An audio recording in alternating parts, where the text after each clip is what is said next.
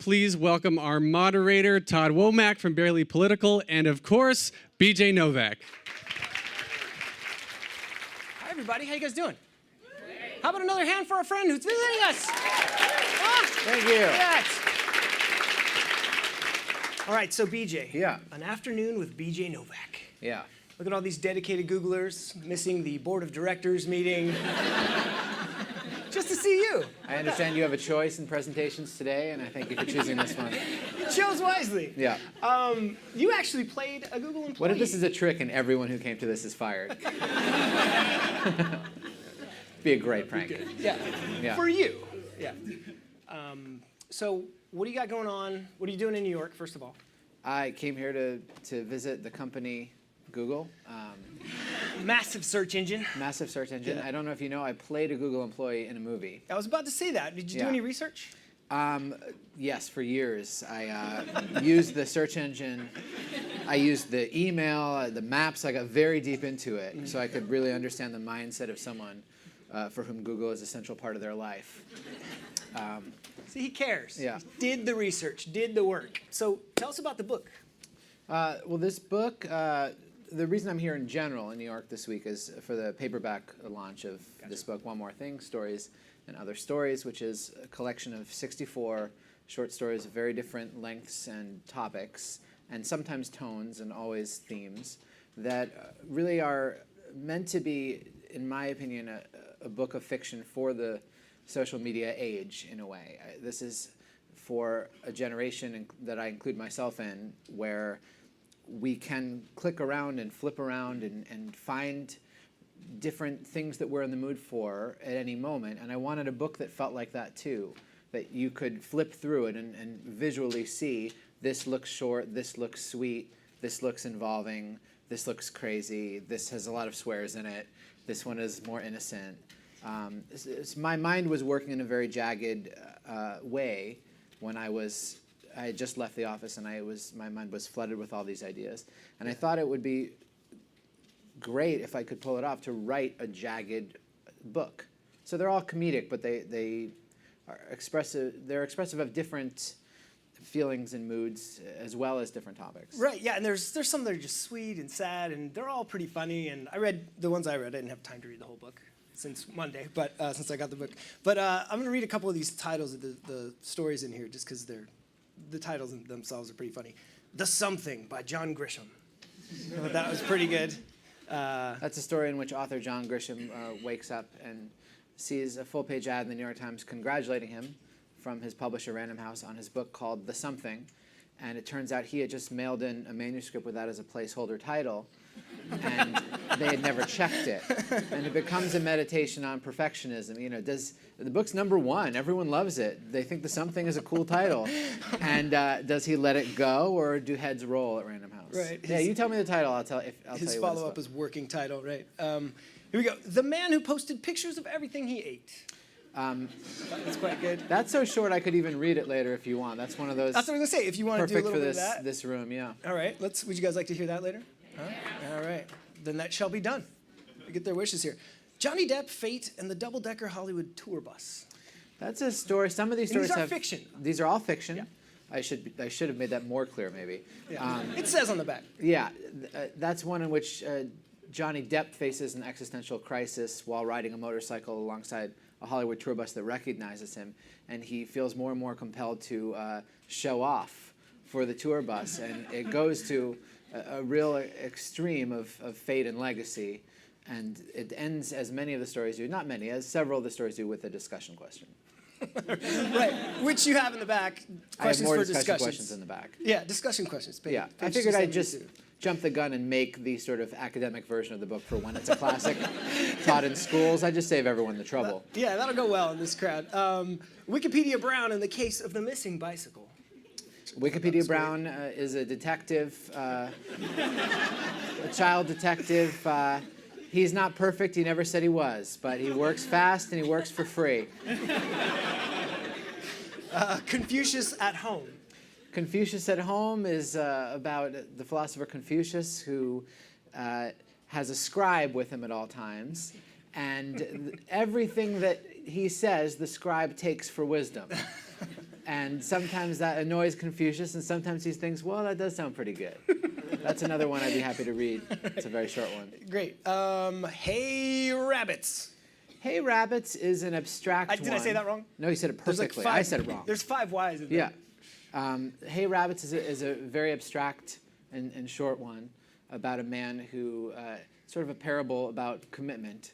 A man who lives alone and sees a rabbit hopping through his yard and wishes there were a way to attract many rabbits, but he doesn't want to keep them cooped up or trap them. He doesn't want any commitment to the rabbits, so he kind of wonders how he can just see more rabbits, hang around with rabbits, without having a rabbit. Very allegorical. Yeah. Jay's young dating scene. This one, I really like this one. Everyone was singing the same song. Wait, quote, everyone was singing the same song, end quote. The Duke of Earl recalls his trip to America in June of 1962. Are people here familiar with the song Duke of Earl? Yeah. Okay, good. So I imagined that if there were a real Duke of Earl who visited America the year that that song was a hit, he would have had such a beautiful experience, and he might have interpreted it as America being this place full of harmony and life where everyone is kind of singing the same song whenever they meet him. And I thought, to me, that was probably an extreme version of how people remember America right around then, in the early 60s, when we sort of idealized this America, when, despite all the things under the surface, it seemed as though everyone was singing the same song. So that's sort of his vision of America. Right.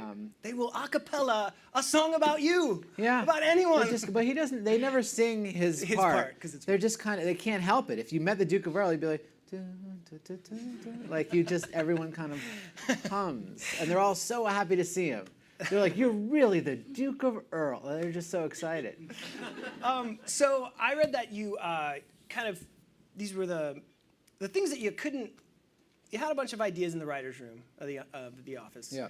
That these sort of ended up as not scraps, but ideas that were different. Did you have like a central storage place for all this stuff, or? Well, I kept a lot of pocket notebooks, like maintaining all these different scraps ideas. And when the office ended, I thought that, well, time to look through these notebooks. I probably have like 4 or 5 screenplays if you add all these ideas together. Right. So you actually use pen and yeah, yeah. Sometimes I had them on my phone, my Android device. I saw you Am I before the doing show. well? You had an iPhone, I think. Right? So I kept them in my phone. I don't remember what I was using. My phone, my notebooks, and I sort of thought, well, I'm sure when the office is over, I've been writing ideas for years. There must be some movies in there. And when I looked through it was more like I had like 800 opening shots. Right. And no movie. And so I sort of started writing them all out, thinking, well, let's see what I have here. And as I wrote them out, many of them I felt took their best form as the story. Yeah. You know, some of them became like a New Yorker length comedy piece or piece of fiction, and others became something you could really fit even on Twitter or Tumblr. But all of them were in their best form, I felt, as my summary. In writing the book, being a TV writer with a lot of experience at this point, how would you differentiate kind of writing for TV, purposefully, as opposed to I'm writing stories for a book? Well, I was very focused on how they could be similar. So for me, writing for an audience was very important, and I read the stories out loud. And actually booked a theater, the UCB theater in LA, and once a month I'd book a night and read the stories to a crowd of about 100 people, and go up with a pen on stage and edit in front of people, and that was my way of keeping the work ethic that I had from television, where I would write pages for the cast, take them down to set, think they were good, and then figure out if they were or not based on how they played in front of me, or how sometimes I was even in them, and I could literally feel if I was scoring or not. So that had been, and also as a stand-up comedian, I would write things, think they were funny, and then take them on stage, and sometimes I was right and sometimes I was wrong, but you never know until you try it out. So with these stories, I tried to adapt that into a model of workshopping that I'd seen David Sedaris do, and try to read them and react live. So I tried to make it like TV in terms of my end goal was always to entertain and to connect. So I would try to do that viscerally and be honest with myself about what was working and what wasn't. Yeah, that's sort of like, how did those go over as a show, do you think? Great.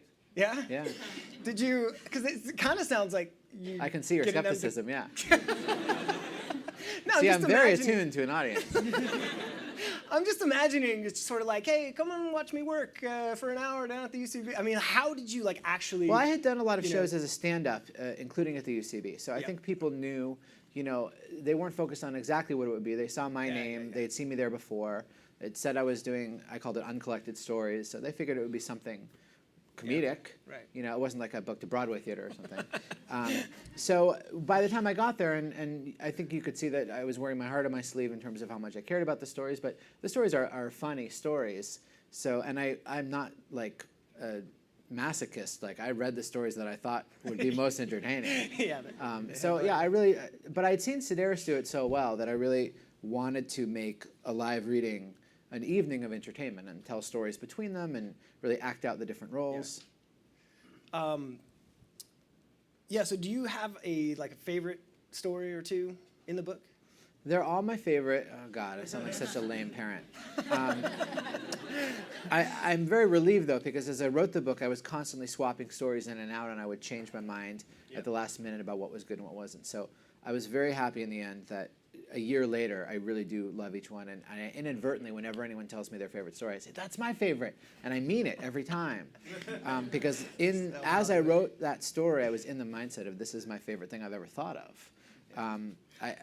If you don't do that, I feel like you're not fully believing in your work. Going back a little bit, I found out, let's see, you wrote for the Harvard Lampoon. Yeah. Is that right? Can you tell us just sort of what that was like? Because do we have some Harvard grads in here? Just the one guy? 2 people? Isn't this Google anymore? What happened? Over here? Nobody? All right. Eric Just 3 Schmidt's people? watching this. He's like, we have a Facebook problem again. Getting killed by Schmidt, guys. Come on. Yeah, tell us about that. Because was that your first kind of professional writing sort of thing? Well, that was probably the first time that I was held up to very high standards for comedy. Right. So it's a real advantage. I don't think there's that much advantage to having been on the Harvard Lampoon in terms of connections, which people really think there is, because so many of its graduates go on. I think the real advantage are twofold. One is that, first of all, you leave with the confidence that this can be a real career. I think many funny people, most funny people, never really think that they can be a comedy writer.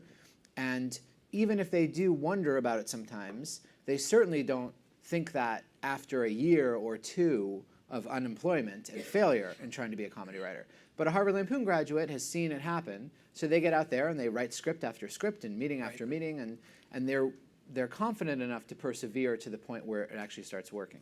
So it's sort of a Dumbo's feather in that way. The other advantage is that people are mercilessly critiquing your comedy at age 18, 19, 20. And most people who are just naturally funny with their friends never critique them.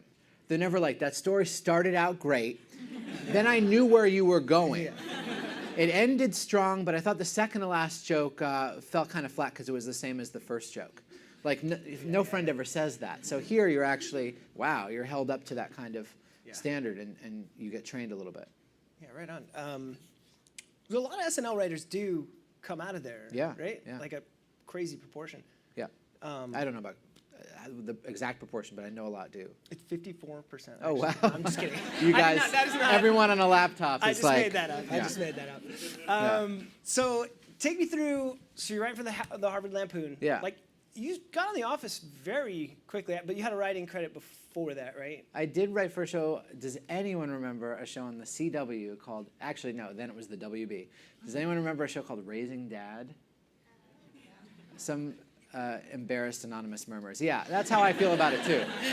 Yeah, I might have seen that a couple times. Yeah.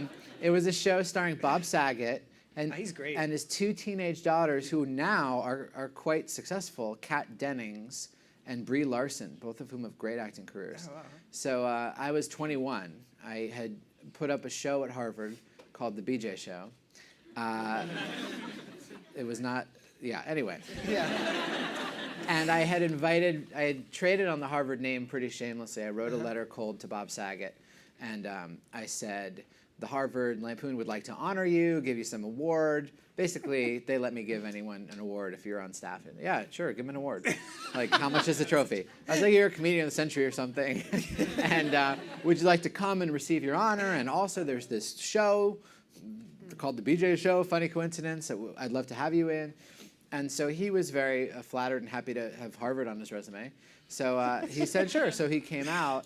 And the show, I put a lot into the show. The show is really good. We wrote a script called The Lost Full House Episode that I acted in with him. I played Uncle Jesse, and he played himself. He played Dan Tenner. Yeah, you And gotta give yourself it was the an Jesse R-rated part. Full House episode in which Danny tries to teach Michelle about sex. And then Uncle Jesse overhears and realizes that Danny doesn't know what sex is. And so then Uncle Jesse explains sex to Danny, who then becomes a sex-crazy maniac. Didn't really make sense, I guess, if you thought about it, but it definitely worked on stage. So on the strength of that, he and the creator of Raising Dad offered to hire me as sort of the young writer who would edge up their writer's room. And I was happy to do it. I wasn't looking for something like that at the time, but I knew not to say no. So that became my first writing job. Then that was canceled, shockingly, a year in to, after a year. Yeah. And then after that, I was kind of back to, I had some money saved up now, but I was back to kind of square one. And then I started doing stand-up comedy, and that eventually led to The Office about 2 years after that. Yeah, I heard you say that Greg Daniels saw you at the Ha Ha, which I've done plenty of shows at. I mean, it's a special Greg place. Daniels, I'm sure, has never been to the Ha Ha. That's what I was thinking. I want to I talk started to you at the about Ha Ha. He Okay. saw me at the Improv. that. Okay, great. Yeah. All right. Greg Daniels does not go to the Ha Ha. That's what I was going to actually ask you. I was like, the world's I kn- saddest place. I know for a fact. Yeah. They should have that under the sign. It would probably get more business. Ha Ha Comedy Club, the world's saddest place. People are like, that's an interesting juxtaposition. They have a sophisticated sense of comedy over there. No, it's quite Yeah. literal. Yeah. No, it's the saddest place on earth. Yeah. This is so you don't sue us for expecting a positive experience. A lot of comedy clubs, though. There's just not a lot of joy in the. Not a lot of joy in a comedy club. Yeah. But so Greg Daniels sees you, and what happens? Greg saw me. I had been unemployed now for a couple of years and had been doing stand-up just about every night and had built up now a pretty good stand-up act, pretty good brief act, like 10 minutes. 10 minutes that was really good and about 20 that were not very good. But on these showcases, they have you do the 7 that are good. So I was doing a show, and Greg was there, and he was putting together the cast for it was very early stages of The Office. So if you guys don't know who Greg Daniels is, he was a big-time TV producer, showrunner, and he was tasked with Americanizing the British Office. He had been a writer for The Simpsons and Saturday Night Live, and then had created King of the Hill, and now was looking for his next thing. And The Office at that time was a very acclaimed but very short-lived British show, and the producers had found him and asked him if he would adapt the American show. So he was the one in charge of figuring out what this would be. Right. So did you have that "I like you, kid" moment that so many people yearn for? Yeah, that's not. He doesn't talk like that, but He's not from the 30s? no. This happened in this century. Yeah. But it was that same vibe. Barely, though. Yeah. 3 years That's into this true. century. I Early mean, into the century, Yeah, just yeah. barely. Because in the 90s, we all talked like that. I remember. I was there. So yeah, he saw me and asked for a meeting, and he saw me for the role of the temp, as he called it, someone who thought he was better than this place, quiet and thought he was better than this place, which was sort of a vibe I had on stage. I think I wore a suit back then. I had very good one-liners, and I paused a lot between them, and I think that was out of fear, but I think people interpreted that as cockiness. Yeah. And, You're just stretching. You're just sweating inside. Stretching. And he knew that he would like ideally to have writer actors on the show, and he knew that I had written before, so he talked to me about potentially being a writer actor. To which we replied, Yeah. "Where do I sign?" Yeah, where do I sign? Great. And then so that started very soon. We went on for 8 years, right? Yeah, it was a 9-year show, 9. actually. I was on for 8 years. Yeah, right. What about, so I saw that you actually were executive producing by the end, directing, Yeah. writing, starring. Well, like- executive producing really means, in most cases, that you have been a writer for a long time. And it's like, my least favorite thing, by the way, is when people try to give you metaphors so you'll understand. Like, it's like for you guys, when I hate that so much. they don't work in But it's TV, like here or in any other profession when you might get a job title increase every year, but you've been doing the same thing every year. Right. You've just been doing it well, so you keep getting a new title. Yeah. That's what the writers on any show tend to be. So I started as an executive story editor. That is really like, did anyone take like swimming lessons in camp, and it's like beginner, advanced beginner, intermediate, it's like those levels. So the levels, and I'll go through them right now. There are official levels in comedy writing on a Writers Guild sponsored show. You start as a staff writer. That's what I was in Raising Dad. Then story editor.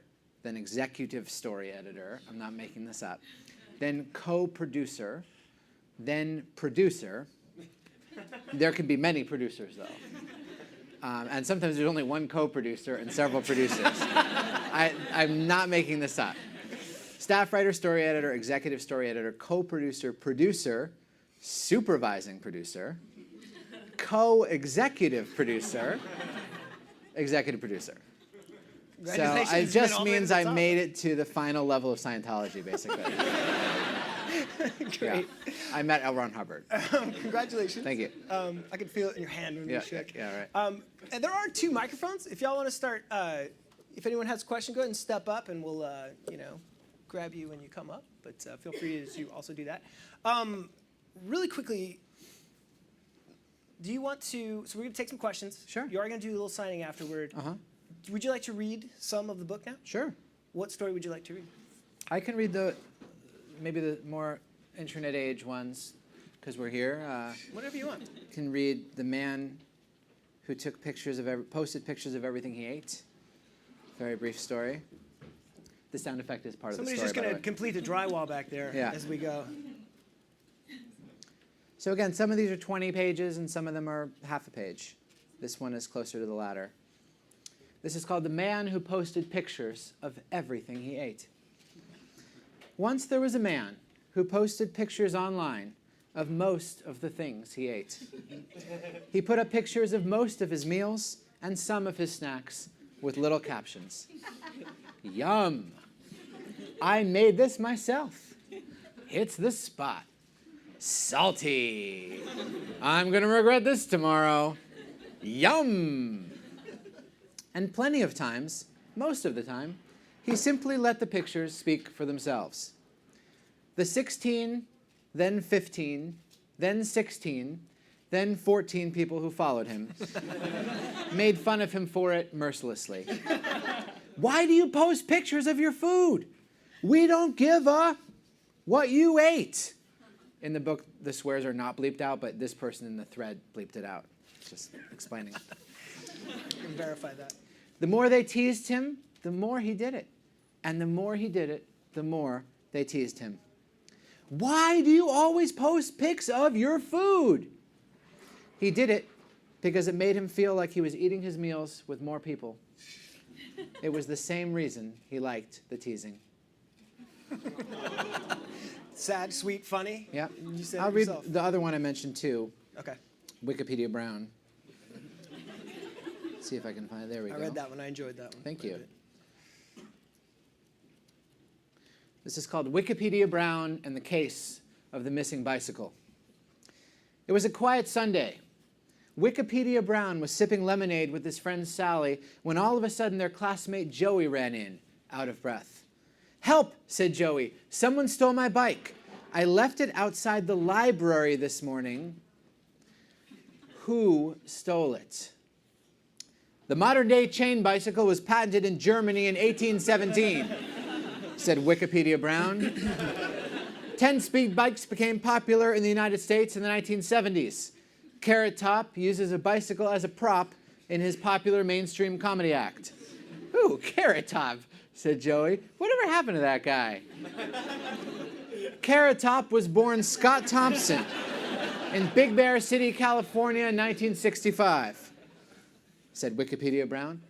Big Bear City? What an odd name. Is that a real place? Asked Joey. Big Bear City is an unincorporated census-designated place in San Bernardino County, California, with a population of, wait, let's not get distracted, said Sally. Every time we talk to Wikipedia Brown, we get distracted. We spend hours and hours with him and always forget what we were supposed to investigate in the first place.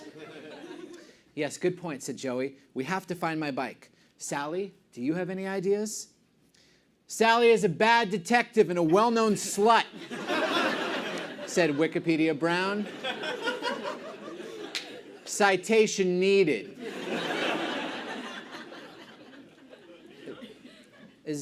Is that true? Asked Joey, his intentions unclear.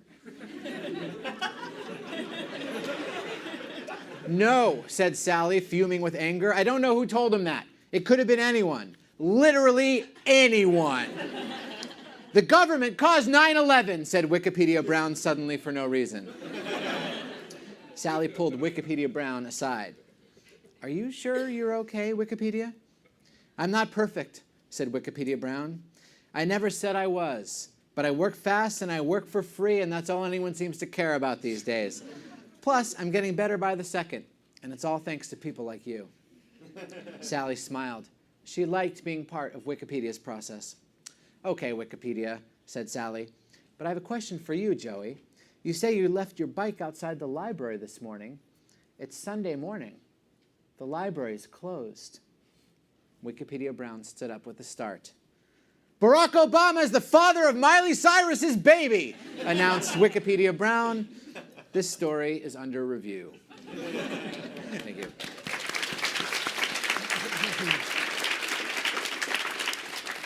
Very well done. We have those in the back. Don't be shy, guys, also. Oh, you got one. Go for it. Hey, Megan. So you've got this book and your children's book, the book with no pictures. Do you prefer heading down this path of being a book writer versus sticking with traditional screen and TV writing, if you could call that traditional? Yeah, I think I will be back next in what I was doing before, but I became a much richer, I think, entertainer and writer from doing this, where I could really go deep into who I was and what I wanted to say, and some of the other stories are deeper than that. You're like, oh, that's not that deep. I could really go deeper into ideas and then really take full responsibility for bringing them to an audience, reading them out loud, promoting them online, designing the covers, which obviously I put a lot of design work into. But This one, too. yeah, which took a surprising amount of design work, actually. Simplicity can be difficult. Yeah. But I think I'm much richer for it, but I think probably what I'll do next is back in those fields, because what my real love is connecting through entertainment. Making someone's favorite something is what I always say is what I want to do. So you can make a lot of people's favorite something more if you do it for more people. I hope no one ever quotes me on that. That's really vague, but you get what I'm trying to say. While we're on this topic of this book real quick, if you haven't seen this one, the book with no pictures, it's a kid's book, and it's really fun. It's just like, there's a video of you reading it to a bunch of kids. Yeah. Which is quite cool, and kids love this book, yeah? It's a very big hit. I've heard this kids, before. Yeah. And I don't know, do you want to describe it maybe? I don't want to butcher it. Sure. This is a book with no pictures. I'll start it out for you. This is a book with no pictures. It might seem like no fun for someone to read you a book with no pictures. It probably seems boring and serious, except I know the book by heart. Here's how books work. Everything the words say, the person reading the book has to say, no matter what. That's the deal. That's the rule. So that means even if the words say, blork. Wait, what? That doesn't even mean anything. Blurf. Wait a second, what? This isn't the kind of book I wanted to read. So that's the premise of the book, and then makes you say all kinds of silly things. Yes, I am a monkey. I'm a robot monkey. You have to praise the kid, best kid ever. eventually, they usually laugh just at the sight of this page because they know what things like this are going to lead to. We call that the mayhem spread. So the idea is that the parent has to be engaged in this read aloud, but really the secret message is that words have this great power, and you can abuse this power. That's how you know it's a cool power. This is I love the concept of this. How'd you kind of come up with that? Well, I was reading, my best friend Chess from college had a kid who was 2 at the time, and I would read lots of books, and he would always come up to me holding a book for me to read. And at some point I thought, this is very funny. He doesn't realize how much power he has, because I'm used to being a co-executive producer or higher, and now I'm just an actor who has to say whatever lines he hands me. You know, that's what a book is. It's a script. When you're 2 and handing it to an adult, you're handing them a script that they have to perform. Yeah. So I thought, well, what's the funniest script that a kid could hand you? Well, it would be things that they know what it's going to say, but you act so bewildered by. So that was the original idea. Yeah, it's a good, fun little game. Yeah, and I guess the lesson that I learned well from The Office is that the real laughter, if something crazy happens, the real laughter is on the reaction shot. So that's why the parent has all this dialogue like, what? I didn't want to say that. What kind of book is this? Excuse me? Like, that's where the kid laughs. It's not when you say the outrageous thing. It's when you react deadpan to it. So that's a lesson I took It's a great book. How about a question? Hi, thanks for coming. I got one more thing right when it came out, and it was one of those books I couldn't put down. Thank you. Very well crafted. Thank you. And so I loved the comedic parts, but there were also some that took a turn for the profound. Yeah. They could be read almost as parables. And I was curious as to how much influence the fabulist writers had over you, such as like Italo Calvino with his book Numbers in the Dark, and those types of story collections. I don't know that book.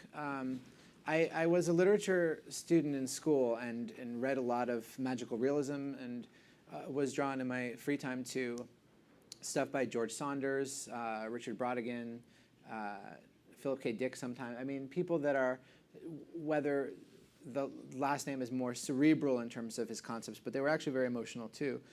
So I was always really drawn to fiction that captures something, as David Foster Wallace liked to say. That really use the abstract to express something that couldn't be expressed in another way.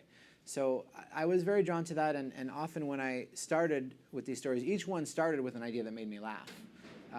But then, you know, one of them, probably the most emotional one in the book, is called Sophia. And it's about, it started as a very silly idea I had written down. It said, first AI to feel love, falls in love with man who doesn't want commitment. And then I wrote Gary Shandling. I thought, that's sort of like his old-time style to do that. So, but the story I ended up writing, Sophia, was I put so much of my own observations and hypocrisies and heartbreaks into that it evolved into something more that way. I think that type of fiction had always been in me. I wouldn't have dared to attempt it head on, but I sort of accidentally pursued it in the service of trying to make a comedic story. That was also a lesson that I learned from The Office, in that the biggest comedic moments tend to come when you're emotionally invested. So if I didn't have a good joke, I would just go deeper into truth as far as I could until a joke presented itself. Thanks very much. I'm really glad you liked the book. Thanks. Copies for sale over there. How about a question? Hey, thanks so much again for coming, and I think I also owe you a thank you for boo-boo butt being a favorite word of my 2-year-old. Oh, great. So it's kind of clear to me from listening to the way you talked about your process and also just hearing you read that you really have like specific intonations for the way things should be read, or you know how quickly and the voice level and all that stuff. So it's very interesting that you ultimately put it in a book where the speaker or the reader really makes decisions on what it sounds like. Yeah. So I was just wondering if you could talk a little bit about that, and you know why you ultimately decided to go with a book as opposed to maybe a YouTube video or. And you mean specifically the kids' book, right? I mean either one. Even just listening to the way you read. I mean I'm sorry I haven't read One More Time yet. But one more thing. Sorry. But you definitely have a vision and a way of hearing it in your head. Well, I also, what I did was, with this book, I think a lot of parents don't feel they know how to be funny. I heard that a lot. And they hear this is a funny book, and they're like, I'm not funny, though. And they are funny, but they don't have the confidence, or they don't know how to be funny. So again, I thought of this book as a script. And with the layout, it was important to have it seem like stage directions. But I didn't want them to think about it or feel intimidated. So, for example, and now I'm reading you this book with my monkey mouth and my monkey voice. That's not true. I'm not a monkey. It feels like, I think you can tell that this is meant to be more colorful, a little goofy, and this is meant to be straight and small, but you don't have to think about it. And then I timed the page turns to exactly where I thought the pauses would naturally go. Try to make it seamless so you wouldn't have to think about it.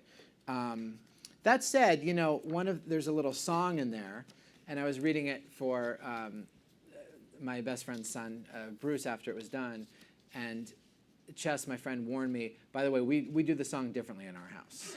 So that's great. I love people having their own traditions and their own spin on it. I just tried to make it's sort of like when you write a play and actors do it in all types of different ways, but you make it clear from the stage directions and the dynamics and the exclamation points. 1,000 little choices dictate what you were picturing. But then it's exciting when people do different things. Have you ever heard someone read it in a way that you were like, oh no, that's not right? Cut. Yeah. No, but I have, I've seen people do it. I've stolen from other people the way they read it. My cousin's husband reads it to their kid in a very deadpan way that I hadn't thought of until I saw him do it and got huge laughs. Because I thought, try to be a little animated. I'm not that animated an actor, but I try to amp it up for a kid's book. But then he took it even further down, and it was funny because the contrast of the dignity of, I didn't want to say that, that cracked the kid up. So yeah, I'm always learning. Thank you. Let's do another one. Hi. You talked a little bit about hoping that you make somebody's favorite something, and you definitely made one of my favorite somethings, which is The Office. Thank you. And this is a pretty simple question, but I'd actually love to know what your favorite episode was in terms of either writing or the way it panned out, and how you felt about playing Ryan. Thank you. I'm somewhat like the Book of Stories. Anytime I'll ask you at the end what your favorite episode is, and I bet instinctively I'll say, that's my favorite. Because I always think, I'm taken back to the moment when it was all I thought about. I would say, it's sort of all time the one that makes me smile the most. If I was about to die and they said, we're going to play one Office episode for you for old time's sake, I'd say, play The Injury. That was the one. Mindy wrote that one. It made me really happy. It had a lot of, its opening monologue could only have been our show. It was Steve Carell had grilled his foot on a George Foreman grill because he liked to wake up to the smell of crackling bacon, so he kept a Foreman grill next to his bed. He stepped, and then he goes back to sleep, and he's like a snooze button system, where he closes it, grills it a little more, then he stepped on the grill and punctuates it by showing the grill marks on his foot. Then he thinks he's handicapped and comes in and lectures everyone on handicap awareness. Only Steve Carell could do that without you turning off the TV, saying this show is fucking ridiculous. Because it was ridiculous, but he grounded it with so much passion and belief that that you were like, I guess some people have to work at a place like this. And it just became funny. I think that one is a great example of a show. It could have only been us. And so it makes me really proud. What's your favorite episode? My favorite's Woman's Appreciation, when there's the flasher in the beginning. Oh, okay. That's one of my favorites. And also, I didn't work on that one. Yeah, I didn't work on that one that much. Also, Woof. I think that's amazing. Thank you, Woof. I like a lot too. I have a friend at Google in Mountain View who says that sometimes ideas come up and they compare them to woof.com. So I'm honored to make it into your lexicon. Go ahead. So when you're writing a book, I guess it's more of a solitary process. You're not necessarily writing with other writers in a writing room. You're not necessarily writing for any actors. Do you find it more challenging, or I guess what differences do you find in that process? In some ways, it's much more challenging. In some ways, it's I'd say, I would change the word challenging to frustrating is a better way to get at it. In some ways, it's much more frustrating because when you hit a wall, There's no coasting on a wave. It's sort of like, well, I was going to compare it to surfing or something, but I don't know enough. But anyway, take that back. When you're in a writer's room, there's so many ideas going all the time, and so many minds going all the time, that if you're stuck, someone else is going in a direction. It could be their own idea. It could be elaborating on what you pitched. There's just, you can zone out. You can have a bad day, be in a bad mood, not have had enough coffee, be mentally stuck on a certain idea. And there's just all these smart people that are just moving it forward, and you can kind of coast on what they're doing. Or you can just be kind of leaning back, zoning out, and then you have someone says something, you riff on it, and you save the day, and you weren't stressed in the least. So that form of collaboration is incredible, and it's very frustrating not to have when you're working solo. But the frustration that you avoid when you work solo, I found, is that you get to be your own harshest critic, which can be very liberating, because when you make it past yourself, you're there. So often I would have an idea that I loved on The Office, or I had written a script that I loved, and they didn't want to cast it the way I envisioned it, or they did, and now we're editing it, and they took out the scene that was the whole reason I wrote the script, because it didn't fit for time. And I was like, cut the rest of the episode for time. Like, that's the best thing we've ever done, you know? So those are so heartbreaking as a writer and so frustrating. And you also lose so much energy. And then sometimes you lose so much energy arguing for something. And you win, and then you were wrong. Like, that happens too. Then that scene is just dead. So it's different frustrations, I guess. You trade one for the other. And I think that's probably why I'd like to always keep going back and forth. Thanks. Right on. Thank you. Let's take one more. We might have to get into autograph time after that. PJ, thanks for coming in. Big fan of all your work. Thank you. I just had a quick random question for you. What is your favorite Google product, and what would you improve about it? Wow. So give him a little list, too, just in case he doesn't know them all, like we do. You got Chrome. I'll tell you what I wish you could do. My favorite Google product is search. Too obvious. But also my favorite Simpsons character is Homer Simpson. My favorite Sopranos character was Tony Soprano. My favorite Office character was Michael Scott. I think people underrate, like, the #1 thing. So Google search, it's the best.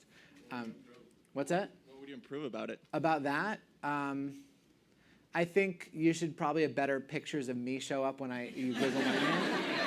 There's some that aren't as good angles. I'll tell you what I wish you could do, okay? Google Earth, Google Maps, these are incredible. I want to be able to,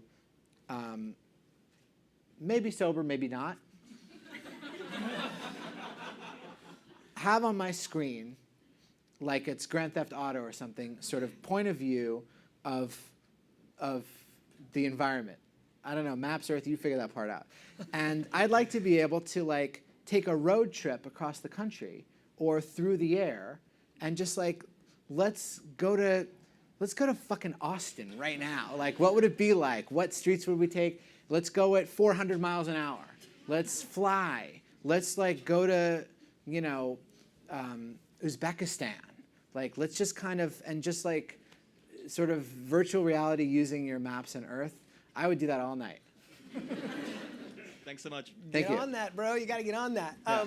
I would feel remiss if we didn't get a real quick chance at just asking you about, what was it, Inglourious Bastards? Okay. Or Saving Mr. Banks. Maybe you pick which one. Do you have any, like, wicked stories from either that would blow us away? Working with Tarantino or Brad Pitt or Tom Hanks or any... Well, there's a moment that still gives me chills when I think about it. There's several on Inglourious Bastards, because that was... Pulp Fiction was really what made me want to be a writer. I think a whole generation was that way. You see Pulp Fiction, you're like, I have to get as close to that as I can in my life.